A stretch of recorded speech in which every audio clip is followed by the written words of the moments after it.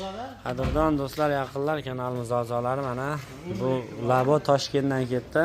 G'azalkent tumanidan, Bo'stonliq tumani, G'azalkent shaharchasi. Mana ko'rib turibsizlar, tunuka qoplatilmagan ekan.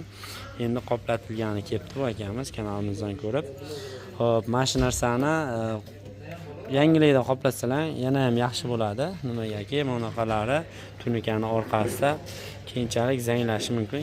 Yaltilangan holatda qilsalarni yaxshi bo'ladi. Endi biz bunga hozir bortlari ham o'ta xuddi shunaqa holatda shilinib ketgan, ularni ham chiroyli qilib o'rnashtirib yuboramiz. Baho berib qo'yasizlar.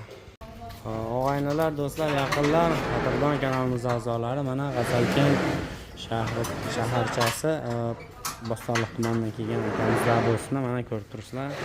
Chiroyli holatdagi bitirdik. Mana bu holatdagi mana konteynerga qo'yilgan, komplekslar qo'yilgan, joy-joyidan qilib yo'llardan bekilgan. Polga shunaqa uloqsiz rezinka tashlangan. Yoniga mana bunaqa dugalar qo'yish jarayoni ketyapti. Dugalari bemalol 2-3 ta odamdan bemalol shunga chiqsa ko'taradi.